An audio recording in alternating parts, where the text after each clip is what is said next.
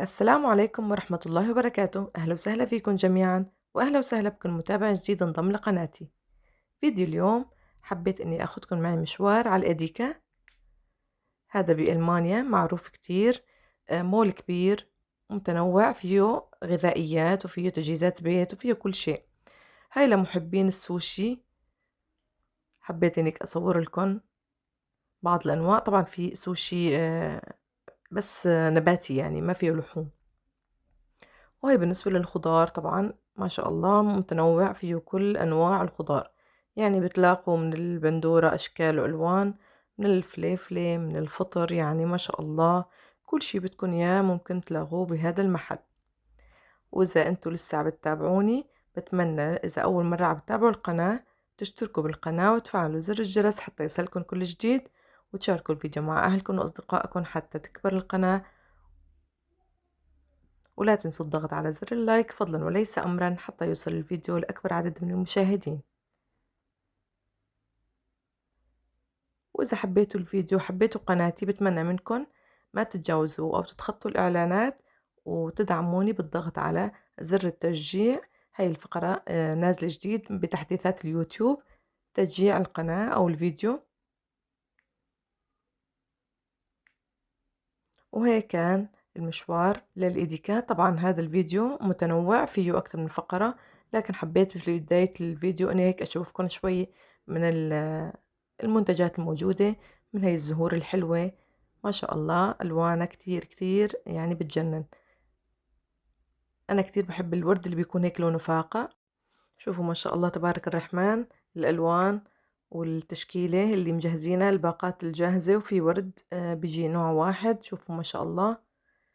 هاي المحلات بصراحة كتير يعني حلوة، فيها كل شي ممكن تطلبوه بتلاقوه بهاي المحلات. لكن بدنا ننتبه على موضوع انه منتجات حلال او مو حلال، او من المنتجات اللي انا بصراحة مبتعدة عنها ابتعاد كلي يعني. وبتمنى منكم كلكم تبتعدوا عن المنتجات اللي ما بتفيدنا بأي شيء وبتضر غيرنا. هاي بالنسبة لأدوات المطبخ. يعني هلأ أنا بصراحة هون كان عندي طلبية كيك، وكان لازمني بعض المواد مشان تجهيز الكيكة. لهيك اجيت على هذا المحل. هذا المحل فيه كل شيء ممكن يلزمني للكيك، كمعدات، كأنواع يعني زينة، كريم شانتيه مثلا، أو أي شيء يعني. هاي كل شيء يعني بإمكانكم تجهزوا منه قوالب أو حتى هي الكراتين خاصة للكب كيك مثلا. لكن بالشغل الوحيد اللي ما لقيتها هي الكراتين التغليف، بصراحة هي ما لقيتها، وأنا كنت أكتر شي كنت يعني جاية مشانه. هاي القوالب الأشكال اللي بتكون إياه بتلاقوه، عبوات مثلا، علب للطعام، علب غذائية، كل شيء الحمد لله بهذا يعني هاي الصحون الحلوة هيك كمان مثل ما شايفين، مشان كاتشب، مشان مايونيز، مشان هيك صوصات حجمها صغير، وكمان أسعارها مناسبة، يعني مو إنه هالكتير غالية. طبعا كل شيء له سعره، يعني ممكن تلاقوا هيك شيء سعره شوي أغلى، السادة بيجوا سعر أخف يعني أرخص شوي. حبيت هالصحون كتير ما شاء الله، منظرن كتير حلو. هاي بالنسبة للطناجر والمقالي وقوالب، كل شيء خشبيات كمان موجود بهاي المحلات أو بهذا القسم حصرا. هلا انتقلنا على الجزء المفضل عندي بصراحة بالتسوق. يعني هون أنا إذا بتتركوني ساعتين ثلاثة ما بمل. هون كتير في منتجات بتهمني أنا كصانعة كيك. يعني أنا بالنسبة إلي كتير بحب هاي الفقرة. هدول مثبت كريمة أنا بستعملن لتثبيت الكريمة. أنا بستعمل صراحة هاي الماركة. بالنسبة لبرش البرتقال والليمون كمان هاي. هون إيش ما بدكن من موس، من بودينج، من كراميل، صوصات، جيليه. طبعا مع تذكير دائما في منتجات لازم تنتبهوا عليها، لأنه مو كل شي حلال. في منتجات مكتوب عليها فيجان، هاي خدوها وانتم مطمنين بإذن الله. هذا الكاكاو نوعيته ممتازة، سعره كمان شوي غالي لكن يعني ممتاز جدا. يعني نص ملعقة تغني عن ملعقتين من نوع تاني.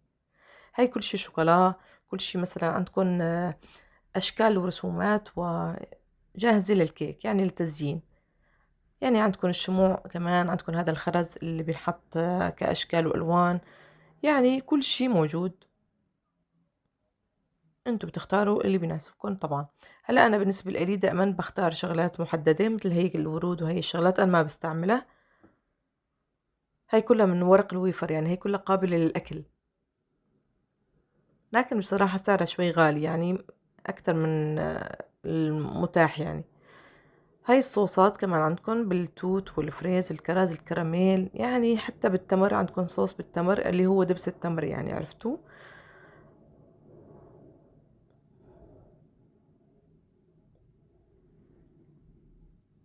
هاي عندكم كمان صوصات بإمكانكم تستعملوها للكيك، تيجي جاهزة. بصراحة أنا بستعمل الصوص اللي بعمله بالبيت. هذا كل شي بودينج، جيلاتين، جيليه، صوصات، حتى كيك جاهز. الكيك اللي بيجي جاهز أكتر من نوع طبعا مثل ما بتعرفوا.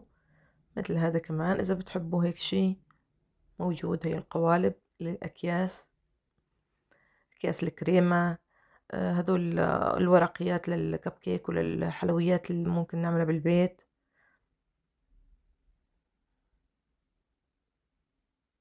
صراحة هذا التصوير يعني سريع، لكن أنا بالنسبة لي بحب هيك أطول بهذا المحل، يعني بحب أستكشف أكتر. هون كل شي فانيليا، عندكم سائل، عندكم بودرة، في يعني أشكال كتيرة. عجبوني هيك الشموع، هي الشغلات هي. مثل ما شايفين أنا كنت عم أدور على عبارة خاصة للعروس، لأنه هي كانت كيكة للعروس، لكن صراحة ما لقيت، فاستغنيت عنها واستبدلتها بورد طبيعي. هاي عندكم هون عجينة السكر، عندكم ملونات. عجينة السكر بتجي أكثر من لون، بتختاروا انتوا اللون المناسب. هلا أنا بالنسبة إلي باخد اللون الأبيض أكتر، وأنا بلونها باللون اللي بدي إياه أو الدرجة اللي أنا بدي إياها. هذا الورد اللي كنت عم أحكي عنه، يعني صراحة هو عدده قليل وسعره كتير غالي يعتبر. هون هي الألوان من كل الأنواع اللي انتم ممكن تحطوها.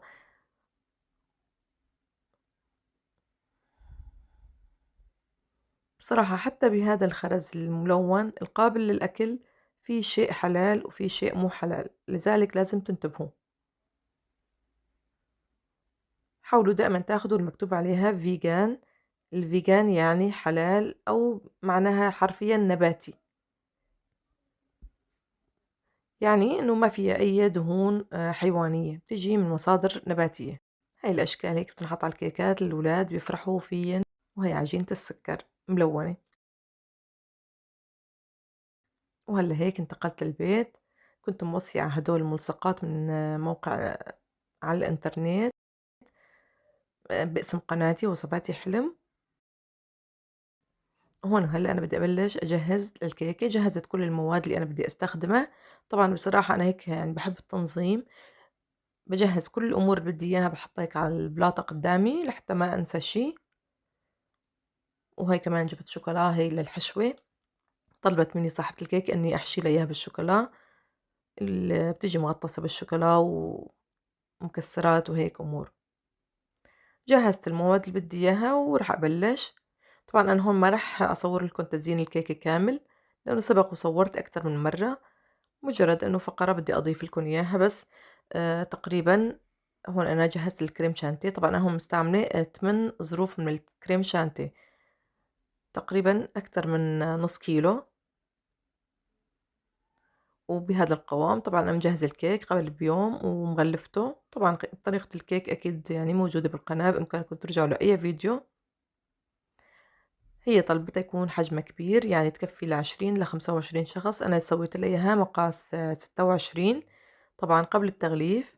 بعد التغليف صارت مقاس 30، وحطيت عليها من هاي العروس الكرتونة هي اللي بتجي، عرفتوها، وجهزتها بهاي الطريقة. طبعا هي طلبتها تكون طبقة حليب فانيليا وطبقة من الكيك الكاكاو، وتكون مغطسة كلها بالحليب، ويكون هيك الشوكولا نازلة على الداير. طبعا زبونتي كانت كتير محترمة وأكابر، وعطتني الأريحية كتير بالكيكة، يعني ما طلبت أي شيء خاص، مجرد إنه يكون نكهة الفانيليا والكاكاو. وهي عملتها هيك للولاد، لإنه بتعرفوا يعني عم أعمل كيكة، فأكيد الولاد لازم أعمل لهم كيكة خاصة كمان إلن. وهلا هيك بعد ما خلصتها وزينتها وصارت معنا الكيكة جاهزة بهي المرحلة، حطيت عليها شوي من المنمع وكتبت اسمها للعروس، إن شاء الله بالهنا وألف مبروك. وحطيت لها ورد طبيعي مثل ما طلبت طبعا، يعني هي هيك طلبت إنه تكون بسيطة، ما بدها فيها كتير حركات وشيء يعني معقد أو ألوان. وأنا عملت لها إياها مثل ما هي طلبتها، وإن شاء الله تكون هيك يعني كيكتنا اليوم عجبتكن. وعملت لها هدية مثل كادو يعني مع الكيكة، هاي الكرات من بقايا الكيك نفسها، حبيت إني أعمل لها هاي الكادو. وكتير انبسطت زبونتي صراحةً وعجبتها ونالت إعجابٍ جميعًا. وإن شاء الله الفيديو هيك ينال إعجابكم أنتم كمان، وبتمنى لا تنسوا الضغط على زر اللايك فضلًا وليس أمرًا. وهلأ رح أترككم بأمان الله، والسلام عليكم ورحمة الله وبركاته.